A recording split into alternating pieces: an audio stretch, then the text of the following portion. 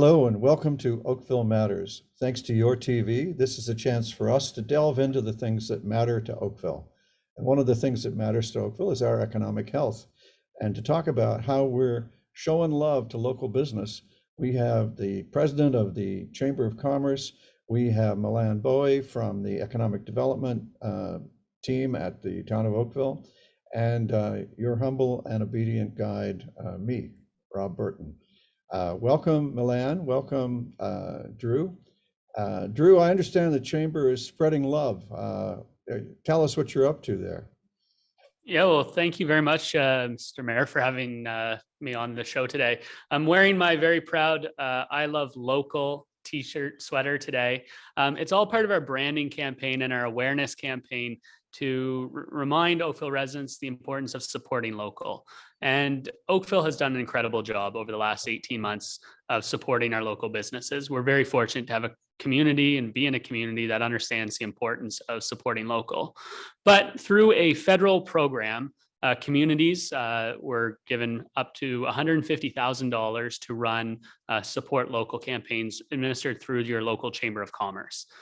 So part of a group that you created at the start of the pandemic, the Mayor's Economic Council, we ran a campaign last year called Welcome Back, spearheaded by Milan's team at the town with economic development. And we see our I Love Local campaign as an evolution of Welcome Back. And our goal is to create awareness, spread the message, and remind people the importance of supporting local as we come into the holiday season. Well, that sounds like a great thing to do. Milan, is the town moving ahead to support that? And whatever happened to Digital Main Street, which I thought merchants regarded as a giant success? I know merchants who told me that they actually improved their year-over-year performance in the pandemic thanks to you and your Digital Main Street program. Yes, that's correct. The Digital Main Street program, which was first introduced as part of the mitigation efforts for the Lakeshore Road Reconstruction and Streetscape project, has since been expanded to service all of Oakville and services a variety of small businesses in different sectors through the Digital Service Squad, which is a completely free one-on-one service that's available to businesses who are interested and choose to participate, to develop a comprehensive plan and work with highly trained recent graduates to increase their digital presence, whether that be on their website or their social media. It's really what is going to service their business the most and help them reach their customers. And also, in addition to that, the Digital Transformation Grant, which offers a $2,500 grant to eligible small businesses, and it has been extended until November 30th. So there's funds available to these businesses who, if they're interested, can apply and reach out to the community, as you know, in tandem with Drew's Support Local campaign that's going on, and help businesses engage with the community. Well, that sounds excellent. Drew, what sort of public face does this campaign have for individuals who want to show their support for their local business? Yeah, so I think one of the things we're most proud about this campaign is that there are significant federal dollars, being put into the communities across Ontario for Support Local campaign. And with our funding that we have here in Oakville, we're spending all the money with Oakville businesses.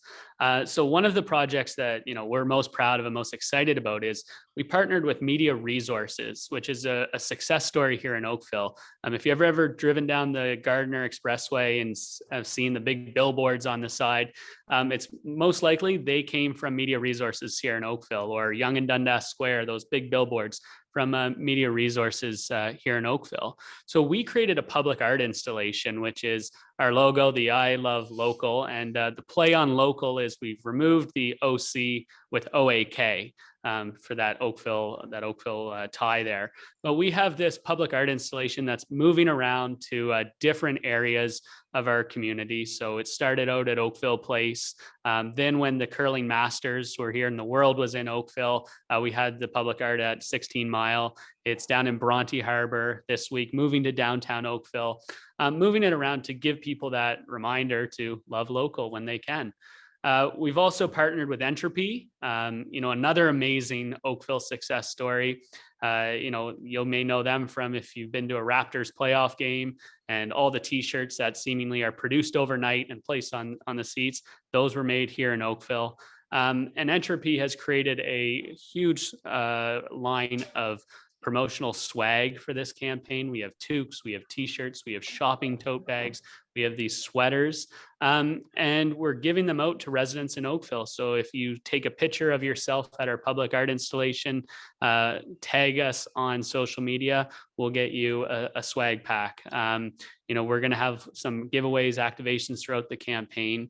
But that, it's a lot about brand awareness. And I have to give a big shout out to Treehouse Creative. They're the brains behind the Look Local magazine as well. They've come up with our logos. They've come up with the creative that you'll find in all the Oakville publications, at the Go Station, just trying to get this message out to love local and utilizing Oakville businesses to share that message. Well, I think it was inspirational to realize that Oakville rhymes with local. So, it was one of those.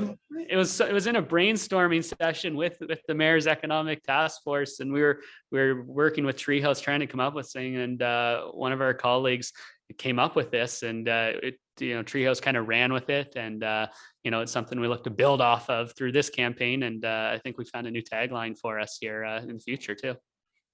Well, we should. So, are you ready to reveal who the person was who pinpointed this? Yeah, it was Rebecca Edgar and her team at Visit Oakville. So, they brought it forward, and we were able to utilize it with this campaign and really put some dollars behind getting the brand out there and building the brand. And so I know Visit Oakville team proudly wears their I Love Local swag. At 16 Mile, we were giving out prize packs to attendees of the curling. And so we've had a lot of fun with it so far. Well, now we've given her a reason to watch the show. Absolutely, yeah, name dropped. We've name dropped her and we've praised her. So yes. now this public art thing, as I understand it, it's really long, and maybe like how long is this thing?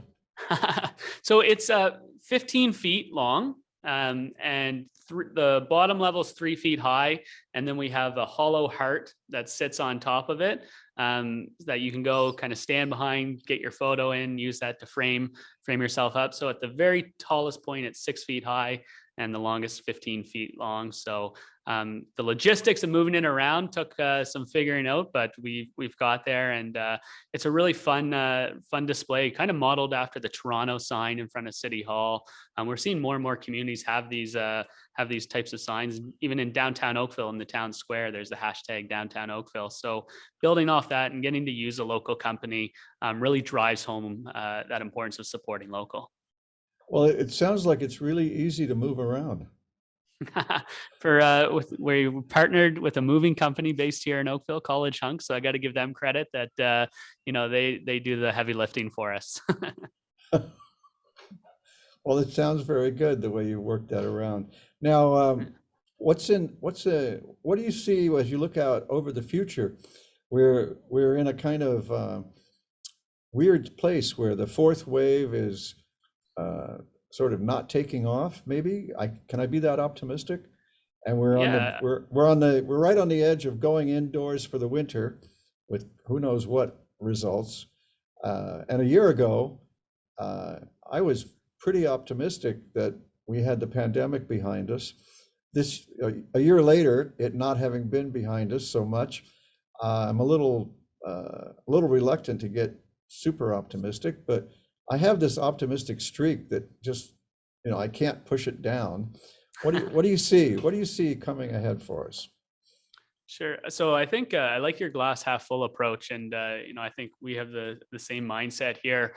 We're starting to see our restaurants become busier. I think people have taken up the vaccinations. People are understanding how they can live with this virus and the appropriate safety steps we need to take. But just picking up on Milan's point from earlier in the conversation, the Digital Main Street program and businesses that were able to take the time during COVID and invest in their digital presence are stronger now than they were before. So those companies that embraced digital technologies, embraced, moving their platforms online, they're setting themselves up for success.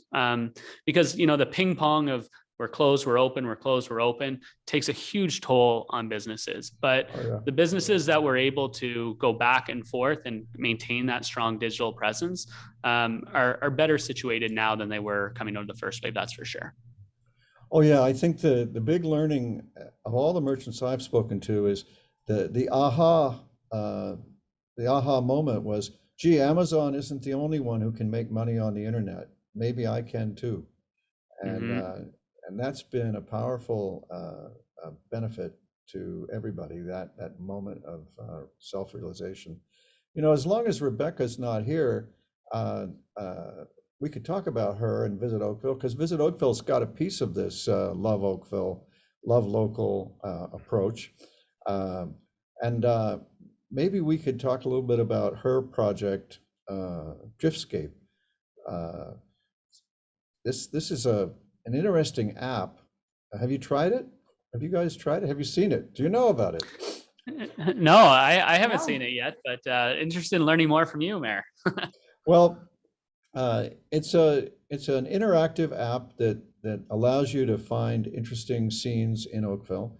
And this is a great chance to name drop Town and Regional Councillor Sean O'Meara, who is the council's representative to Visit Oakville. Visit Oakville is a not-for-profit, independent of the town organization, as you guys know, but I mentioned that for you who are watching, in case you don't know. Its board represents the local tourism and business community, and their goal is to advance tourism, because apparently there's a lot of people who like to visit Oakville, and when they do, apparently they leave money here in our shops and stores, and nobody can find anything really too wrong with that. As a matter of fact, I have this organization. I shouldn't call it an organization, but I invite the leaders of all of our community groups to meet with me the end of every month, and it's virtual, of course, now, but we've been doing it for more than 10 years. The Community Leaders Roundtable, and we had an interesting discussion a few months ago that bears on Visit Oakville. Somebody noticed that most of the cars in the parking lot in our waterside parks were not from Oakville. And I asked the community leaders, the presidents of the residents associations and all the other groups in town, were they troubled by that? Did they want anything done about that? Because I had been hearing from local residents that, they'd like to be able to park there. And the residents associations said, no, we don't want Oakville to become known as a place that doesn't welcome people. We want to be open to the rest of the province, to the rest of the GTA, to the rest of the world even. And I was very proud of them to hear this. And there was no, it was unanimous. Everybody said it a different way, but everybody said it. And it was quite heartwarming in so many ways. Now, on the, you mentioned a tantalizing little bit, Drew. You said that the municipalities could get up to 150, 155. What was the number? 150,000. 150,000. Yeah. And so I got to ask, what did you get? We got the full amount. Oakville being one of the larger communities with a sophisticated group here. We put forward a proposal utilizing the expertise of the BIAs, Visit Oakville, Economic Development, all those groups, and applied for the full funding. And we're very fortunate to receive that federal dollars. So, thank you to the federal government for, seeing the importance of this. And it goes back to our small business community has been hit really hard over the last year and a half. And to influx this type of branding and marketing and dollars into the community, and then for those dollars to be invested into other businesses in the community, it's a really good investment for the federal government. And we're very pleased to be a local organization that can help facilitate those dollars coming into Oakville, and that message of supporting local and that local pride of, we should be proud about how beautiful downtown Lakeshore is now, the reconstruction. We should be proud of, Kerr Village and the unique shops and restaurants you can have there, and how beautiful Bronte is in the harbor there. And, I think everybody loves, to talk about where they're from and their home community. And if we can give people a reason to be proud of Oakville, and a message to share with their friends and their neighbors, I think that's a success in itself there. Yeah, I think it's important the way we as a community are into growing our livability. We know that as long as Canada is admitting 400,000 people a year, and as long as 40% or more of them want to come to the GTA, there's going to be a fair number of them attracted to Oakville because of, frankly, how attractive Oakville is. And I guess it's a little bit of a circular thing. You shouldn't be surprised you're attractive when you work hard to be attractive. But Yeah. So since we have to grow, it's important, and I think the community is unanimous on this. We're going to grow livable rather than any other way. And thank you for the compliment for downtown, the downtown streetscape. That was an amazing experience. Just the years of public consultation that it took to get to that design, that traditional design, and the whole new look. Reminds me of a story Harry Barrett told me about why the Oakville Center for Performing Arts, the Centennial Project, didn't open in 1967, the centennial year. It opened in 77, 10 years later. And he said, well, in Oakville, before we do anything, we like to talk about it real good. So, get all the kinks out at the conversational level, I guess. And in that same vein, in my State of the Town, I announced that it's time to move the vision for the downtown cultural hub that we worked on 8 years ago and put aside because we didn't have the funding for it. It looks like the funding is now coming into place thanks to the successful work of the businesswomen and businessmen who serve on the boards of our Oakville Enterprises Corporation and our Oakville Municipal Development Corporation. And so I said, it's time to turn that from a vision into a project, and we've got to start that conversation. And let's not spend 10 years doing it. Let's spend just a year or two figuring out, where do we want the new library? Where do we want the new performing arts center and gallery and little theater and new parking structure? I believe everybody wants a new parking structure, and lot 2 is the biggest lot, and so it kind of nominates itself. So that question may be answerable right there. And we have a 4-story height limit in that section of the downtown because it's in the Heritage District that I brought in. And but 4 stories gives me the idea that we could put something on top of it, an attraction. I don't want to define it, but something that you want to go to because of the view. Because up at the top of that thing, you'd be able to see over the trees. And on a clear day, as they say, you could probably see forever, or at least to Niagara, and maybe to Toronto. Because on a clear day from Tannery Park, you can see Toronto. Do you guys ever go there and do that on a clear day? Oh yeah. It's on my dog walking route is down Kerr Street into Tannery Park, and then take that view in, and downtown Lakeshore as well. So it's a frequent stop on my dog walking route, that's for sure. Yeah, Wendy and I like to sit up there and look at it, and we've agreed over the years that's about the right distance for Toronto. Well, you Yeah. know, Oakville's history is we were kind of a wagon stop halfway between Hamilton and Toronto, and here we are today, trying to be Canada's most livable town. So uh, we've built on our background. Now, how long will the I Love Oakville, Love Local, rhyming with Oakville? How long does that go? Do you have a curtain that comes down at some point? Yeah, so the program officially has to be wrapped up by the new year. So we are spending the dollars that we are allocated in the coming months. We have ads at the GO station. You talk about the proximity to Toronto with Oakville being one of the busiest GO stations in the network. Hopefully we're seeing some of that traffic ramp back up as we go there. But our full spend on the campaign will be done leading into the holiday season. And we're trying to bridge that gap to get our businesses, to get those local shops to the holidays, and then where those tend to be more busy and successful time for our local business. But this is really to bridge that gap to the holidays.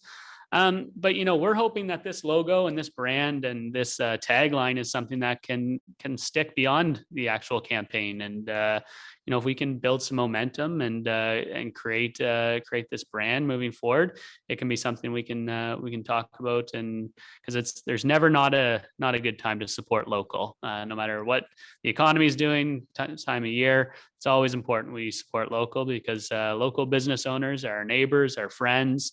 The sponsors of our not-for-profits, they're supporters of our youth sports, and our local business make Oakville that livable community that we aspire to be, and make Oakville a better place. So it's always important to support them. I'm sure that Milan and I agree with that.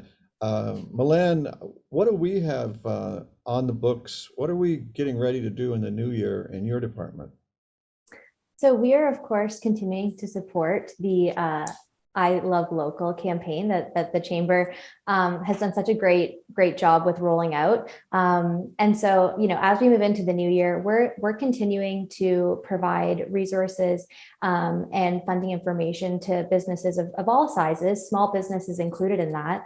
And all of that information can be found on our website. So it's frequently updated to provide the most up-to-date and accurate information that we have available to us in terms of what's available to businesses, whether that be programs like Digital Main Street or others that may come available in the future. So we encourage all businesses in Oakville to visit our website, investoakville.ca, if you are interested in the Digital Main Street program and learning more about that, or other resources that may be available to your business. And Drew, what have you got on the books for the year ahead? Well, I'm dying to know if you're going to resume those lunches and breakfasts, and you bring in the speakers and everything. We're dying to be able to do so, and it's just balancing people's comfort levels, company policies about attending live events. But we are going to be hosting Good Morning Oakville in person for the first time since the pandemic at the Holiday Inn next month. And then we're going to slowly start to reintroduce some of those events. But we're very keen to do that, and to do it in a safe and a responsible manner, which is being the most important piece. But one of the things we're working in partnership with the town that has been, incredibly successful, and Milan's been very engaged in that as well, is the rapid testing program. The town has been an incredible partner. What Oakville is doing has been really looked at across the country from other jurisdictions, from other communities, and they've modeled after our partnership with the town to get these rapid tests out to our business community. Just yesterday we ordered our order that will push us over 100,000 rapid tests that will be part of our distribution here. We've given out over 85,000 rapid tests to our business community here.